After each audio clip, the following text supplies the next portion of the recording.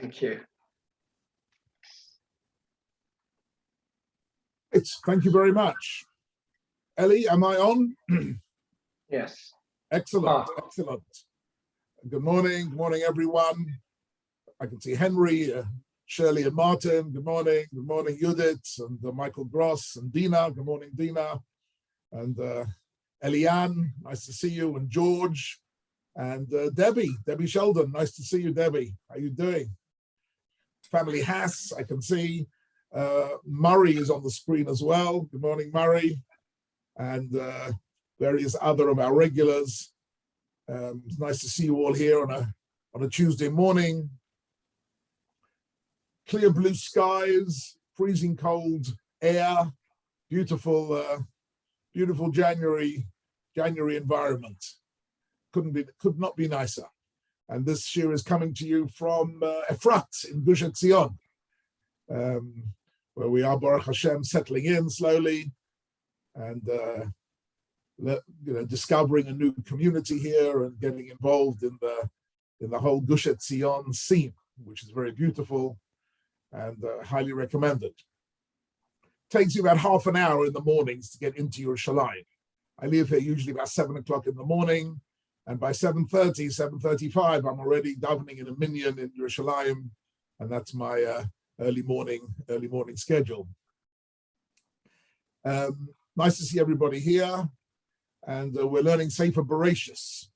The truth is, we could learn Sefer Bereshis ad mea v'esrim. Sefer Bereshis has got the most extraordinary depth and layers upon layers of meaning and significance to it. So I'm just trying to expose a little bit of it. If you remember, in the last couple of weeks, we were looking at the Netziv who refocused us on the phrase used by Chazal to refer to Bereshis as Sefer HaYoshar, and the concept of the ethics and morality of us. I want to move on today to chapter 15 in Bereshis, where Avraham Avinu has several crucial moments of nevuah.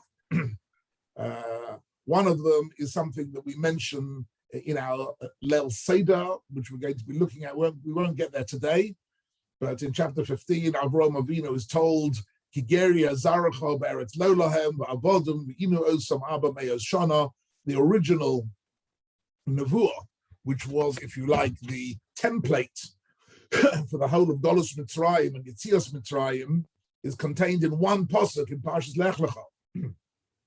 So just give you an idea of how much of Jewish history is really embedded in Sefer Bereshis, and a proper understanding of Bereshis gives us a head start in so many different areas.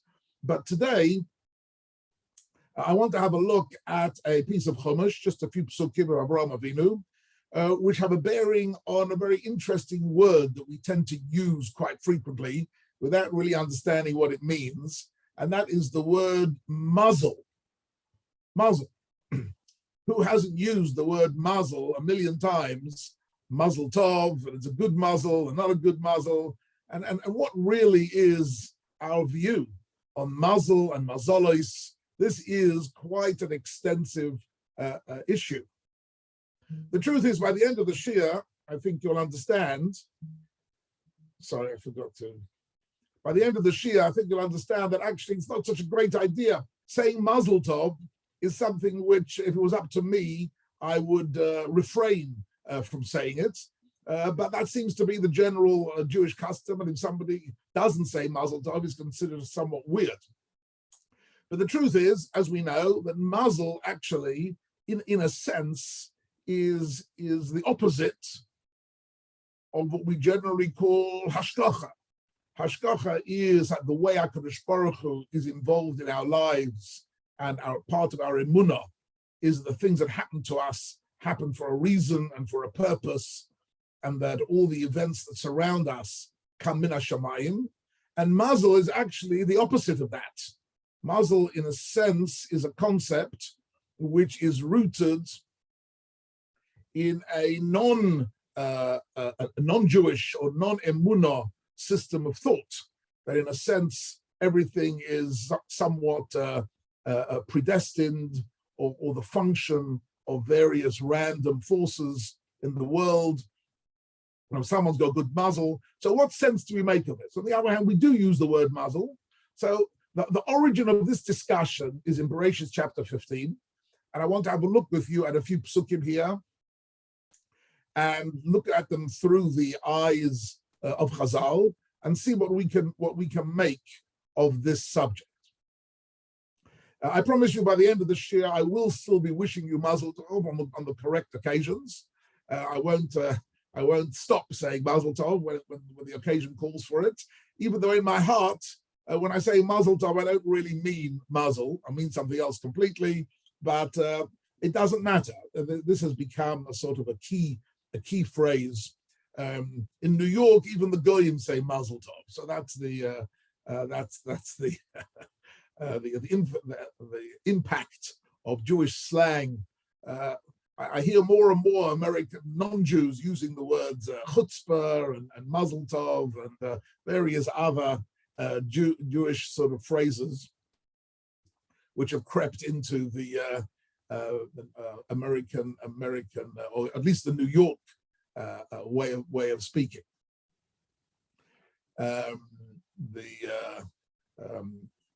In fact, on one occasion, a non-Jewish wife of a Jewish man in New York at an occasion that I was at introduced herself as, "I am the shiksa of the family." And I thought to myself, what an extraordinary way to introduce yourself. But in New York, in the parlance of New York language, apparently that's the thing to say. She introduces herself as the shiksa, so I don't think she has got the faintest clue about the origins of the word shiksa or anything, but it just means I'm sort of the non-Jew who is in a sense out of place, but I'm married to this bloke here, so I'm the shiksa. Anyhow, so let's start learning a little bit of Chumash together. See if I can find it. There we go. How are we doing, Ellie? You see a text? Excellent. Okay, the pasuk starts off. The first pasuk we're going to look at is Achar Hadborim Ha'eleh. Now, Achar Hadborim Ha'eleh means after the previous event, and the previous event in chapter 14 is what we were looking at a few weeks ago, was the battle that Avraham Avinu fought against the four kings in order to release Lot, his nephew, from being a prisoner of war. And we looked at several aspects of that event. But here the apostle continues, after these events, God appeared to Avraham b'machazeh. That's very interesting. The word machazeh. Machazeh is a type of a vision. But the difference between a machazeh and a chaloim, sometimes the nevuah appears to the neviim in a chaloim. And the difference seems to be that a chaloim is something which happens at night, and a machazeh is something that happens at day. A daytime nevuah, which is generally understood by the Rishonim to be, if you like, a higher form of nevuah.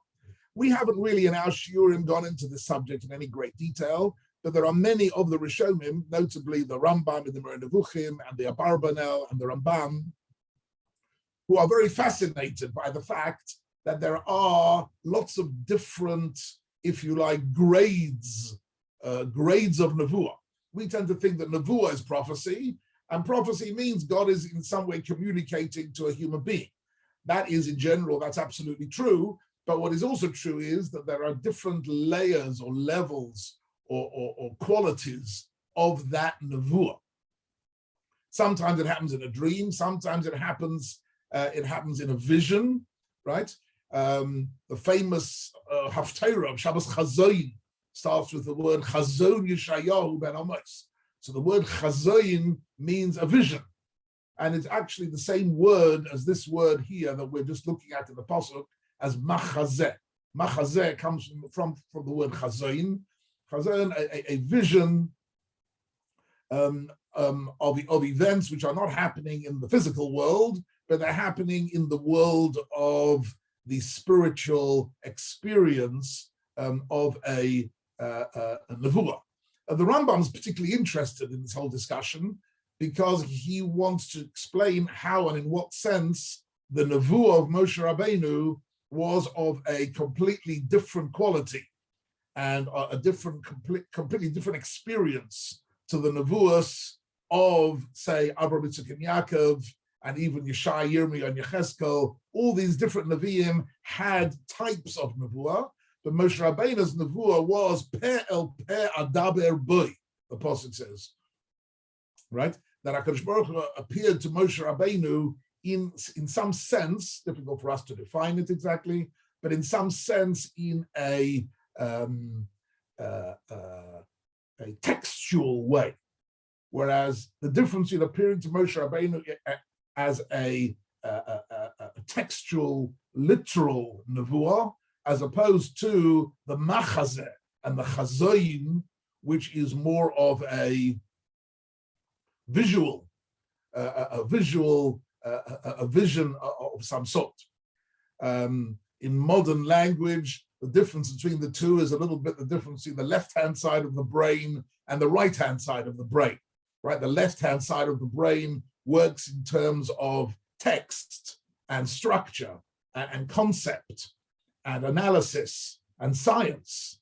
That is more a textual type of way that Moshe Rabbeinu communicated with HaKadosh Baruch Hu, whereas the right-hand side of the brain operates more in terms of images and music and intuition and relationships and non-textual and non-scientific ideas.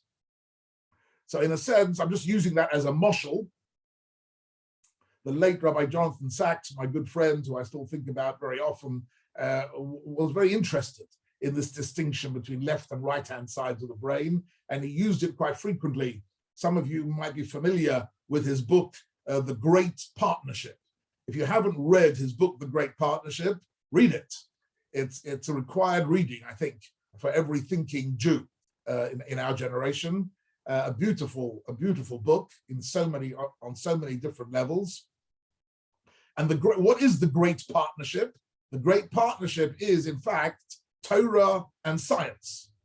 And the opening chapters of the book, he explains that actually Torah and Science, to understand the way they connect to each other, the best metaphor for understanding it is to understand the way the left-hand side of the brain and the right-hand side of the brain work together.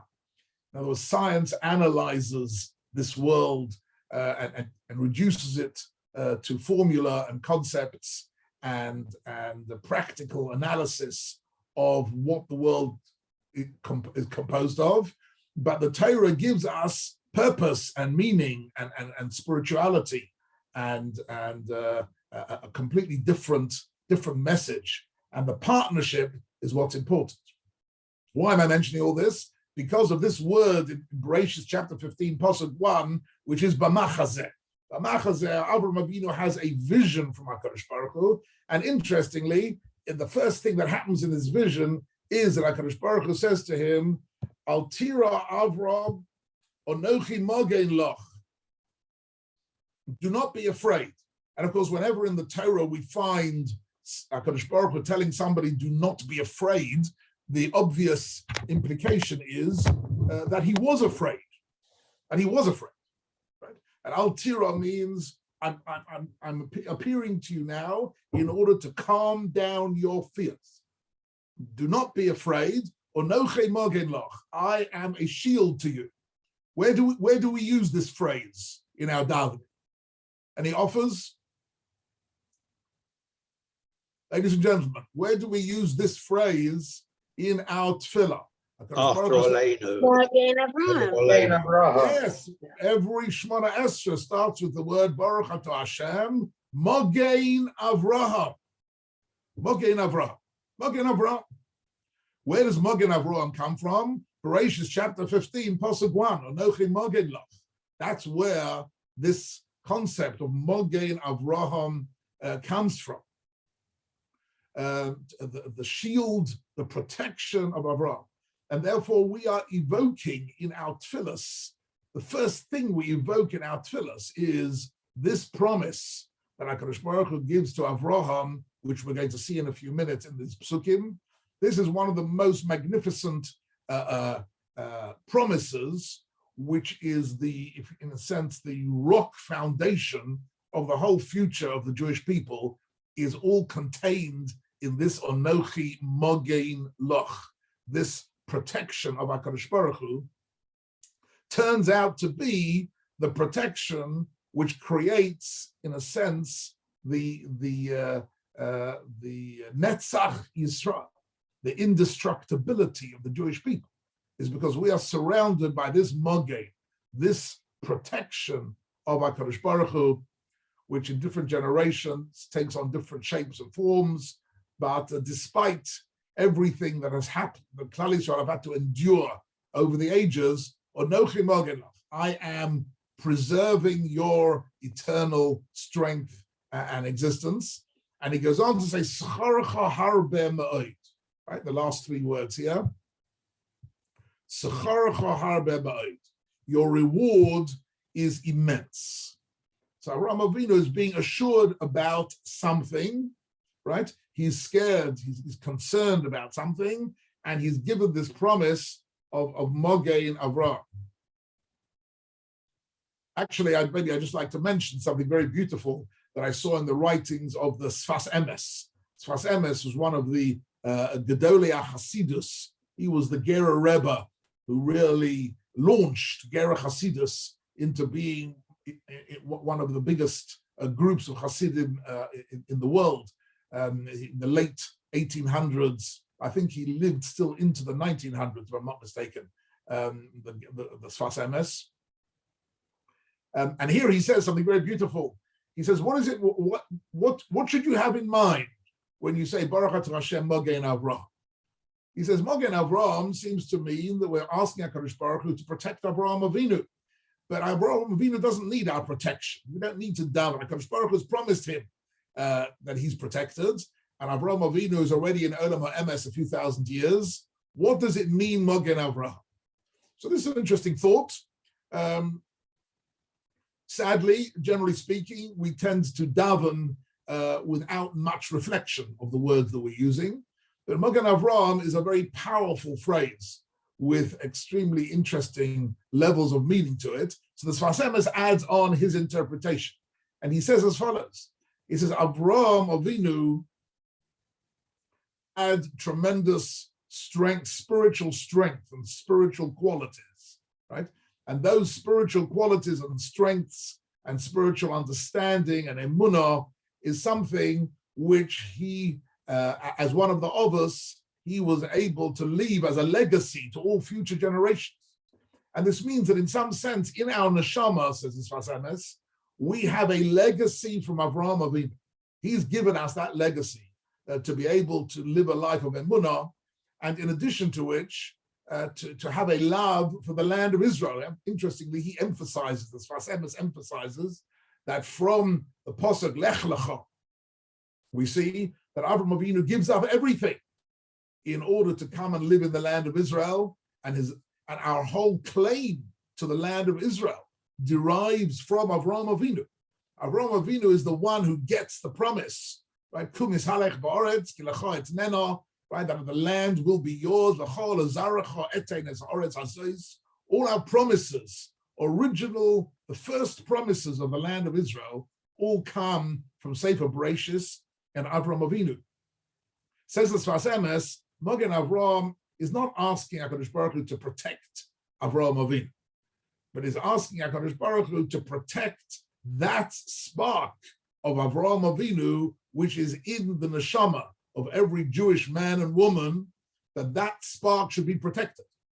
We should have the strength and the inspiration to live with the emunah of Avraham Avinu, with the love of Eretz Yisrael of Avraham Avinu, the morality of Avraham Avinu. In other words, all his spiritual strengths should be preserved within us. That's the Mogen. That's what we're asking HaKadosh Baruch Hu to protect that in our generation, in our lives, in our hearts and in the hearts of our children and grandchildren, great-grandchildren, that they should have that little bit of Avraham Avinu. It's almost like a type of spiritual genetics, right? The Mukabolim are very fond of the idea of spiritual genetics, right? Whereas, there is physical genetics. We have genes from our parents and our ancestors, which are in our DNA, but there is also a DNA to our neshama.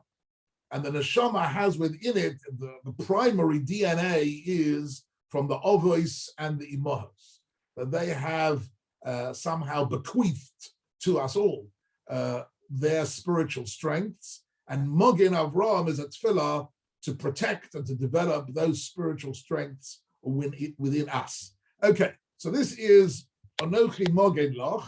Let's go back to the text for a minute.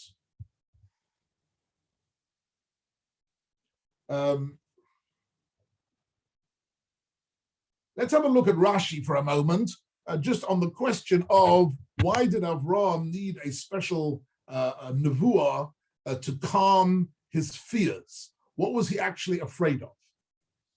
Try and follow me in Rashi here. Rashi writes as follows. When it says achar, it always means, samuch means it is directly consequential to the previous event. In other words, it's directly following what happened earlier. Acharei, but if it says acharei hadvorim ha'ileh, it means muflag. Muflag means it's a long time after previous events. So what does it mean here, achad hadvorim ha'ileh? Following on from the previous chapter, means after Avraham Avinu had just experienced this nace, shehorag es hamalachim, he managed to kill the 4 kings in battle, and he was worried. And he was worried that maybe Shemo kibalti schara kol tzidkosai. This is a very interesting theme you find in Rashi, a few places in Chazal in the Torah, that the tzaddikim were concerned that tzaddikim knew that they had lived a life of Torah, of mitzvahs and morality and avodas Hashem, and they knew there was a schar mitzvah, there was a reward from HaKadosh Baruch Hu, but at certain points in their life, when they feel they had really received from HaKadosh Baruch Hu a tremendous gift, they felt, Shemo kibalti schar, maybe I've already received my reward in this world for all my mitzvahs. Very interesting concept that actually, which I can't really go into in the constraints of this share. But it's an idea that we find also Yaakov Avinu before he meets Esav. So he davens to HaKadosh Baruch Hu and he says, "Kotonti mikol hachasodim mikol emes." What does kotonti mean? Kotonti here means I'm already too small. I've already received so much Chazdei Hashem that I've received many times more than I deserve, and therefore I don't really deserve to ask HaKadosh Baruch Hu for anything more. And therefore, and that's why, in fact, when we daven to HaKadosh Baruch Hu, we start off Gomel Chasodim Tovim. We're not asking for anything that we deserve, because in terms of what we deserve, we've already been paid out many times over. When we daven to HaKadosh Baruch Hu for anything, we only ask for Chazdei Hashem. We ask for HaKadosh Baruch Hu's chesed, and our feeling is, and this is a very interesting Rashi here, Avraham says, Shemo kibalti schar kol tzidkosai, that's what he's worried about. Maybe I've already received the reward for all my mitzvahs. Lokach omalo hamokom al tiro Avraham. And it's a response to that, says Rashi, that HaKadosh Baruch Hu says to him, don't be afraid. Onochi mogen loch min ha'onesh. I will protect you. Now here's an interesting thing. Min ha'onesh, from a punishment, shelo te'onesh al kol osa nefoshes sheharagta. So Rashi says 2 things. Avraham Avinu is worried about 2 things. First of all, he's worried that he's just come out of war. And in war, sadly, one has to kill the enemy, right? And Avraham Avinu is worried that maybe he has killed people in the course of war unnecessarily or in the wrong way. This is actually not such an easy subject to get one's head around. Some of you might be aware in Tanakh that David HaMelech davened to be allowed to build the Beis HaMikdash. And HaKadosh Baruch Hu says to him, he's not allowed to build the Beis HaMikdash. Why not? Because he has a lot of blood on his hands. David HaMelech has blood on his hands. So Mefarshim ask a question, what do you mean David HaMelech's got blood on his hands? It's true. David HaMelech fought battles against the enemies of the Jewish people, and he killed people, but the people he killed were the enemies of Klal Yisrael. The battles that he fought were Milchomes Hashem, Milchomes Mitzvah. He was defending the Jewish people against their enemies. Why is that called blood on his hands? Right? And yet, David HaMelech is told that because he killed these people, he cannot be the one who builds the Beis HaMikdash, and he has to leave it to his son, to King Solomon, to Shlomo HaMelech, to build the same Beis HaMikdash, because Shlomo HaMelech hadn't gone into battle.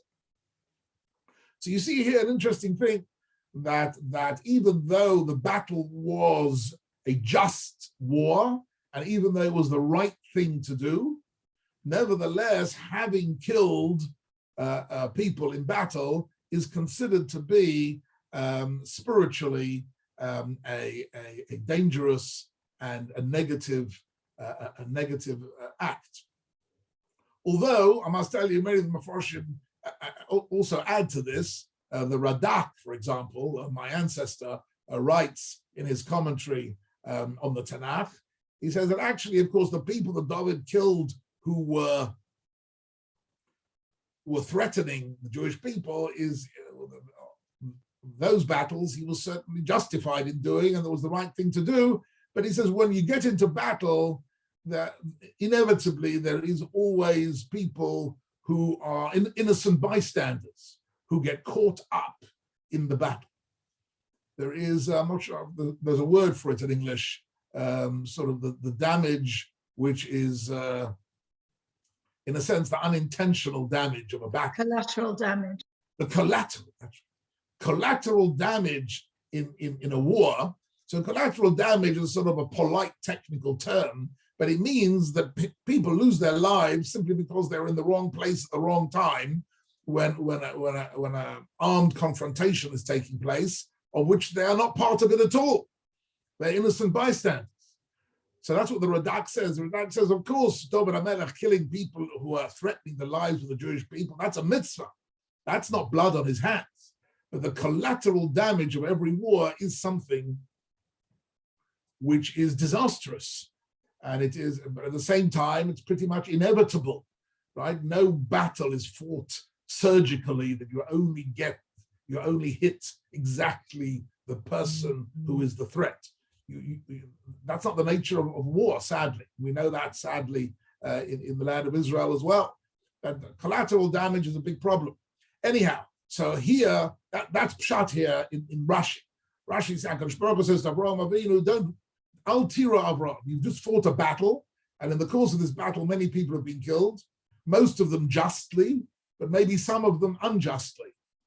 But Al Tira Avraham, he gives him a guarantee that fighting this battle was the right thing to do, as we discussed, to save Lot, and therefore he is protected. And then he goes on to say, and the second thing you're worried about is that you've already exhausted all your credit with me, that you've already used up all your reward. He says to him, you'll have a great term. Interesting, on the Machazeh point that I mentioned to you, the Ramban is interested in that. Let's just look at this briefly. The Ramban writes, Zocha ata Avraham lios lo dvar Hashem b'machazeh b'yo. Interesting. So the Ramban says here in chapter 15 is the first time that in sense Avraham Avinu has graduated to a new level of nevuah. That's how the Ramban learns this, which is fascinating. right? The idea of the new level of nevuah, that he's able to communicate with HaKadosh Baruch Hu bayom, during the daytime and in daylight, and to see with more clarity. Says the Ramban,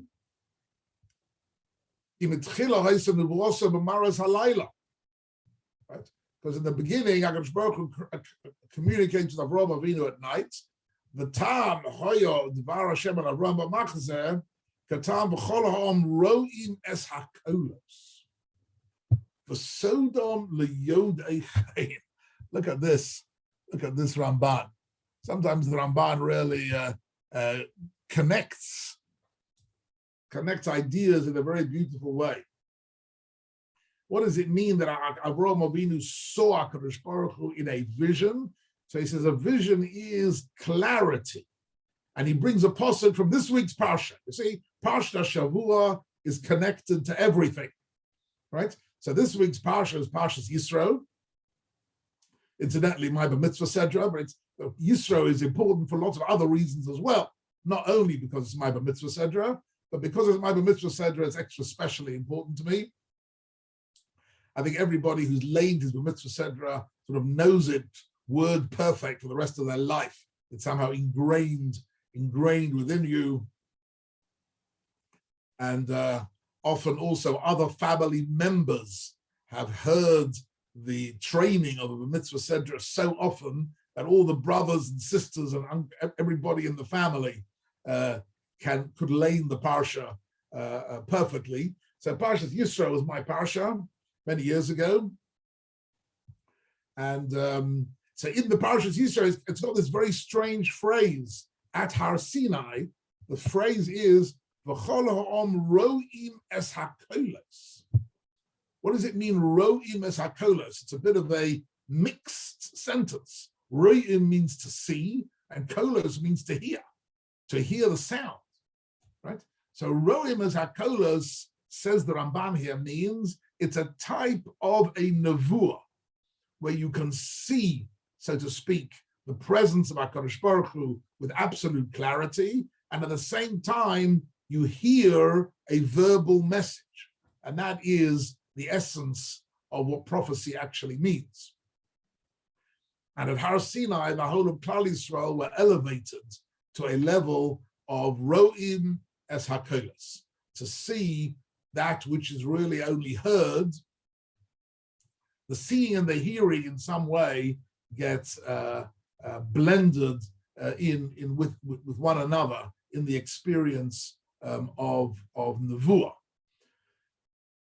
We have to be honest with ourselves, and we don't really understand how nevuah works or what it feels like or what the experience is, but it's such an important part of our emunah, right?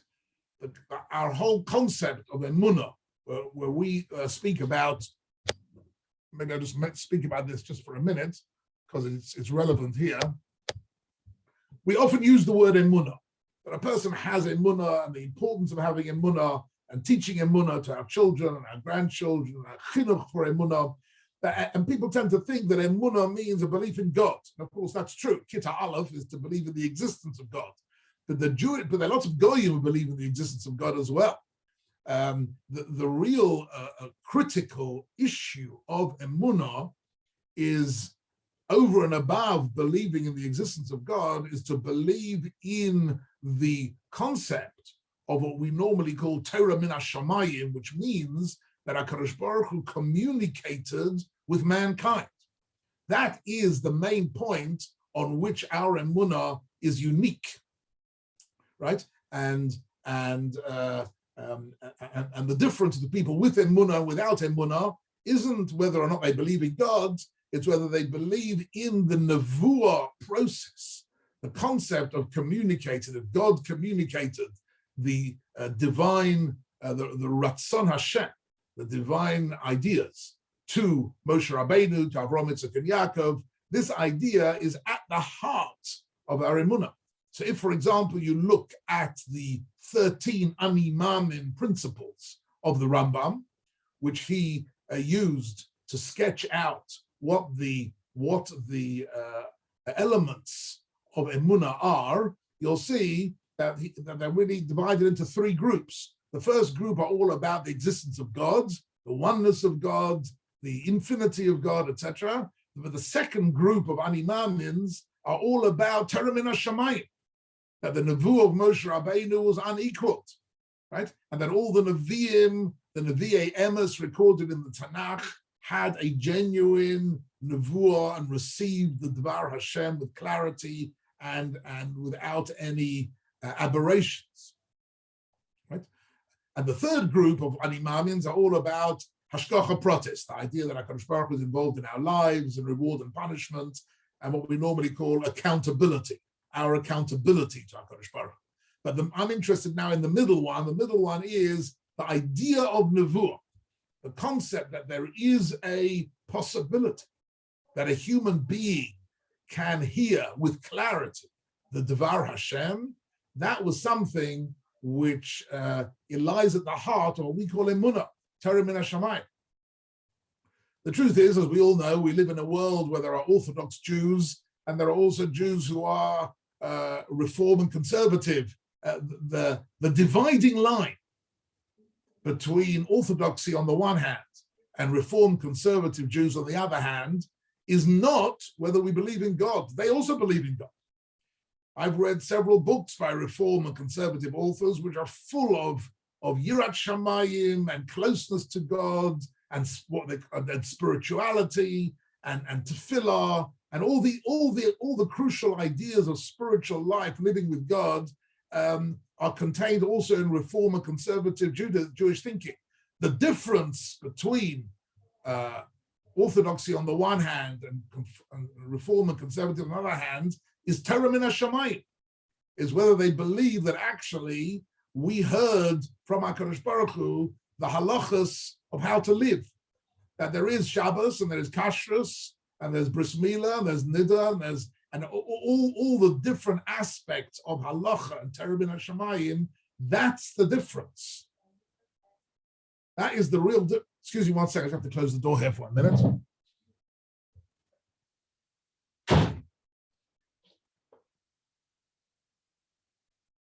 Why the Rambam, and lots of other classical Rishonim spend time discussing the nature of Nevuah. When the Rambam wrote in the beginning of the Mishnah Torah his Hilchos Yesodei HaTorah, so one of the Yesodei HaTorah is to understand the uniqueness of the Nevuah of Moshe Rabbeinu, and that over and above our belief in the existence of HaKadosh Baruch Hu, our emunah is an emunah that every word in the Torah and every concept that we got through the Mishnah and the Gemara is all min hashamayim. To lose that emunah is to lose orthodoxy, is to lose the whole concept of Orthodox Judaism. And that is really something which has to be understood properly and with some clarity. I've met lots of people who didn't understand this, who picked up books and ideas from Reform and Conservative, and there are even websites today which unwittingly you can read all sorts of wonderful things about Judaism, and you don't realize that what you're reading is Reform Judaism. That Reform Judaism is really a form of interpreting Jewish life historically and morally, but without the all-important, crucial idea of Torah min hashamayim. That in actual fact, the Nevi'im heard the Devar Hashem and transmitted it to us through the Torah. And that is a crucial part of our emunah. And that's why whenever there are interesting words in the Torah, here we have in chapter 15, Pasuk 1 with Avraham Avinu, we have an interesting word, b'machazeh. The Torah points out that this nevuah happened b'machazeh. What exactly machazeh means, okay, we could spend the whole shir on that, but whatever it means that it was a certain quality of nevuah, a clarity of both seeing something, seeing a vision, and hearing words. And the Ramban connects it to this week's Parshat Shavua, Ro'im es HaKolos. This is something which is, I'm going to come back to it again and again because it's so fundamental, but it is a recurring theme in our understanding. Just incidentally, there were lots of great philosophers who believed in God. Some of you might be familiar with the classic Greek philosophers, Aristotle and Plato. I know when I did my undergraduate degree in philosophy, we spent a whole year just studying Aristotle and Plato, and they certainly understood that the existence of God, and they write about the existence of God, and they understood that God has infinite powers and the infinite nature of God. The only thing they couldn't believe in, and where they got stuck, was they couldn't believe that an infinite God could communicate with the finite world. The infinite God and the finite world, as far as the philosophers are concerned, were two such completely separate existences that there couldn't possibly be any communication between the infinite and the finite. This might sound like a relatively simple idea, but actually that was the iceberg on which all Aristotelian philosophers were shipwrecked from a Jewish point of view. And this is something the Rambam grapples with in the Moreh Nevuchim, and it's one of the issues which also lies at the heart of the apikorsis of Spinoza. Spinoza is one of the world's most famous apikorsim. Jonathan Sachs used to refer to Spinoza as my favorite apikoros. That was his all-time favorite apikoros was Spinoza, because Spinoza is obsessed with God. He speaks about God all the time, and he describes God, etc., etc. But what he can't accept is nevuah. He can't accept, philosophically, he can't accept that the infinite God communicated with a finite human being, or to put it differently, that any finite human being could have the capacity to hear the Devar Hashem. That was basically the single issue on which the whole of Spinoza's apikoros revolved around that, right? And therefore, as far as he's concerned, the Torah is a very interesting document, but it's written by clever people and wise people over the years. But it's not because they were hearing the Devar Hashem. It's not because they were experiencing emunah. They were just clever people, and they're giving us all sorts of wisdom, and it's wisdom literature. It's not the Devar Hashem. And that is a classic position of apikorosim. In my life, I've had to study quite a lot of apikorosis over the years. If you come into my library, incidentally, you'll see that all my Sifrei Kodesh are on display in open bookshelves. And then in every bookshelf, there's a cupboard at the bottom with a door to it. And in the cupboard, which is hidden from any casual visitor to my library, is a whole library of apikorosis. You understand what I mean? Which I don't fancy to put on public display. But there's a difference. Lahavdil ben kodesh lechol. Kodesh is important and chol is also important. But lahavdil is the crucial point. You have to not confuse the two. So there is Torah, which is of infinite significance, and there is apikorosis, which is important to know. You've got to know what the apikorosim are thinking, and you've got to know why they're thinking it and where they've gone wrong. And this is every thinking Jew needs to be aware of that, because you're going to meet. And if you're not going to meet your kids and your grandchildren in university, you're going to meet atheists. You're going to meet apikorosim. You're going to meet those who have inherited the atheism and apikorosis of Spinoza and all subsequent generations. And you've got to be aware that our Torah is based not just on a belief in the existence of HaKadosh Baruch Hu, but emunah shalema, ani ma'amid emunah shalema, in the accuracy and in the certainty of the nevuah, which was received by the Avos and by Avraham Avinu.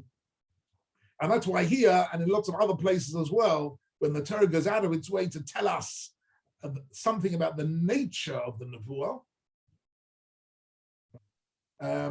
that is interesting, because what we're talking about is that even the Nevi'im, here's an interesting thing, even Moshe Rabbeinu himself, clearly in the Chumash, goes through different levels of nevuah.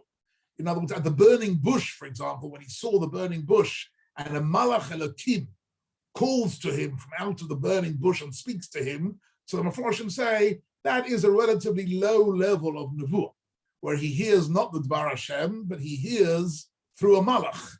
He hears it through a malach, and his vision is a vision of a burning bush, which is on fire but doesn't get consumed, and that's his chazoin, that's his vision. Later on, Moshe Rabbeinu gets a clearer and clearer and higher levels of nevuah until at Har Sinai he reaches the highest level conceivable, the highest level attained by any human being before and after the life of Moshe Rabbeinu. So therefore, HaKadosh Baruch Hu says at Moshe Rabbeinu that he was unique in that way. Let's come back to our text for a minute. Can I ask a question, Rabbi? Yes, go ahead, Judith.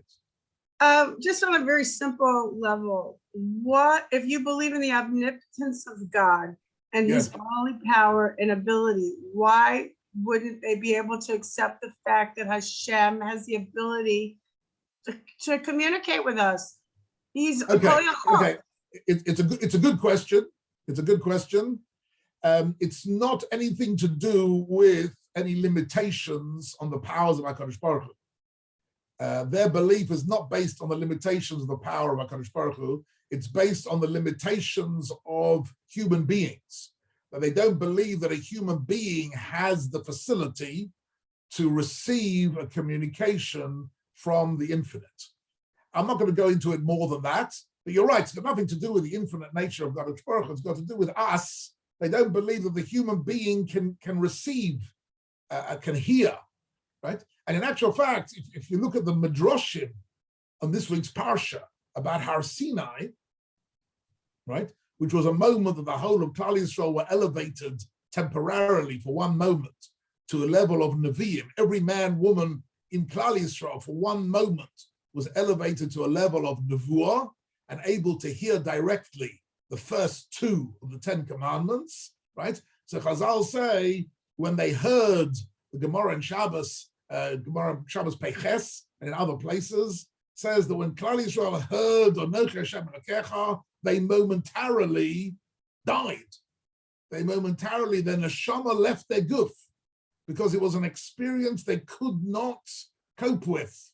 It wasn't an experience which a human being can stand with his feet on the ground and hear the Dvar Hashem, because the Dvar Hashem is of such power that HaKadosh Baruch Hu had to, in some way, metaphorically, bring Malachim down into this world to revive Klal Yisrael after momentarily they'd heard the Dvar Hashem, and then they needed to be brought back to life again at that moment.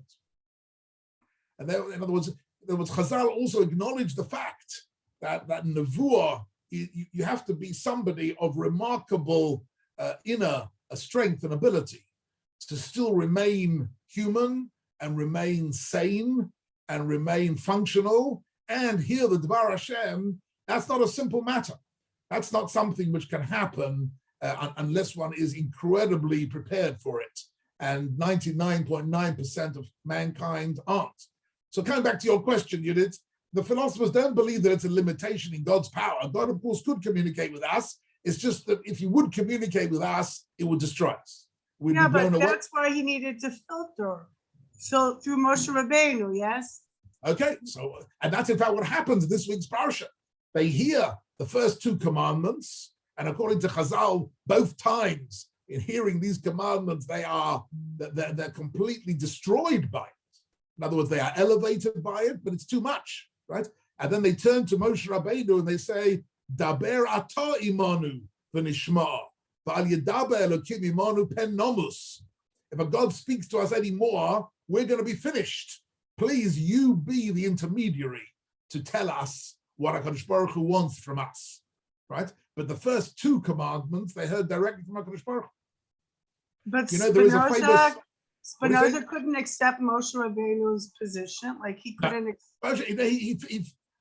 Spinoza, Aristotle, all the non-Jewish philosophers took the view that indeed there is a God, there is an infinite God, an all-powerful, all-knowing, all-capable God, but human beings can't connect with him, right? Because we are limited. The human reason is limited, human faculties are limited, the human brain is limited. We can hear the birds singing outside, and we can hear each other talking to each other. But to hear the Dvar Hashem would short circuit everything. We can't get that. And the chiddush of Torah b'nei Hashemayim is not so much that God can communicate with us; it's that we can pick it up. Are you following me? And the human being is able to pick it up. There's a beautiful Malbim, incidentally, in Tehillim, in the first paragraph of Hallel, where the pasuk says, "Rom al kol goyim Hashem al hashamayim kevoda." So the Malbim says that's Aristotle, exactly in one sentence. Aristotle, that he says, "Rom al kol goyim Hashem." The goyim believe that HaKadosh Baruch Hu is Rom, that he's elevated, that he's infinite, that he's all powerful, all knowing, and everything. But they believe that al hashamayim kevoda, that HaKadosh Baruch Hu resides in the heavens, and we, limited, finite human beings, can't have any access to that at all, right? And then the pasuk continues, "Mi kashem Elokeinu." But our emunah is that what? That HaKadosh Baruch Hu is magbihi lo shaves. Indeed, he resides in the infinite, but he's also mashpili liros b'shamayim v'aretz. He lowers himself, mashpil. The hashpil means to come down. He comes down into the world of the oretz, of the land, meaning us, that we can hear him, that we can communicate with him, we can sense his presence.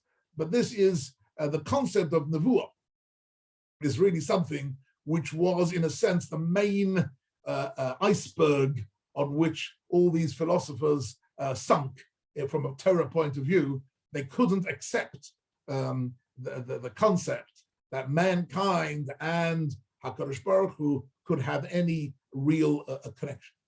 You need to believe in the power of the soul. The soul, that's the connection. Okay, that's true, the soul, that's the connection. And Plato certainly speaks a lot about the soul. But even with the non-Jewish concept of the soul, they still couldn't quite square the circle of the infinite meeting with the finite. They couldn't do that. And that was part of their apikoros. That was part of their denial of the emunah of the Torah. The Torah gives us a concept of emunah, which part of it is this idea that not only the greatness of God, but the greatness of the human being. That the human being is able to hear the Ratzon Hashem and live according to the Ratzon Hashem. That's something extraordinary. That's something which is, in a sense, illogical. In a sense, it's illogical. It's something which we can't really fully, logically, conceptually understand. And therefore, the philosophers who were working on the basis of logic and concepts, they couldn't get there. They didn't make it. They didn't make it there. Okay, let's not get completely stuck onto this, but it's an important point in this in this text, which the Ramban picks it up.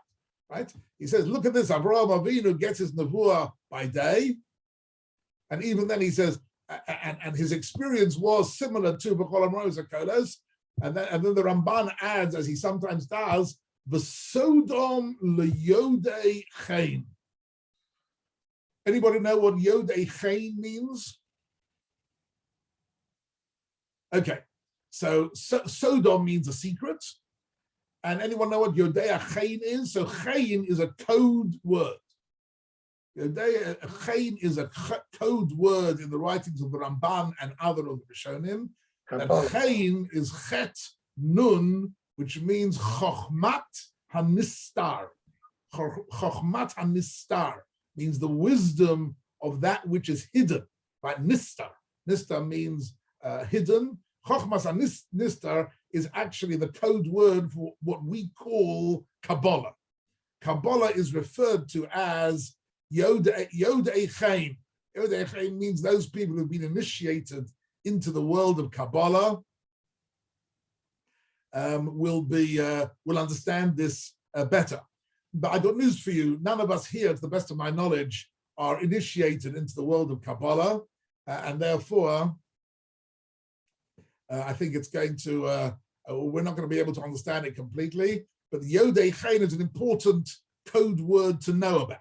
Yodei Chain is and it's used by Rishonim and Achronim and lots of authors. And people, Yodei Chain, know about this, right? And that's a reference to a Kabbalist. Somebody brought me a birthday present just yesterday. A friend of mine brought me a birthday present, which is an extraordinarily fat and complex book called Shomrei Munim, which is a famous Kabbalistic book, which is an introduction to Kabbalah. Written by my brother-in-law. What do you say? Written by my brother-in-law. Avinoam Frankel? Yeah, married to my husband's sister. Is that right? Yeah. Well, all I can tell you is he's written a book of 1,054 pages with copious footnotes, cross-referencing, and translations, and it's quite a daunting prospect. This is not bedtime reading, you understand. This is not this is not poolside reading. This is very serious stuff. And introduction to Kabbalah, I'm not entirely sure that I'm going to dive into this and give it the time and the effort that it really deserves.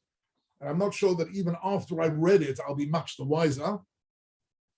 But you can tell your brother-in-law that I am now the proud owner of a copy of his one of his books, thanks to one of my good friends who obviously thought that I need to be introduced to be one of the Yodei Chaim, one of those people who are in the inner circle of Kabbalistic learning. But actually, I'm not sure. It is in fact, oh, I see. He's done me the favor of putting in a exchange.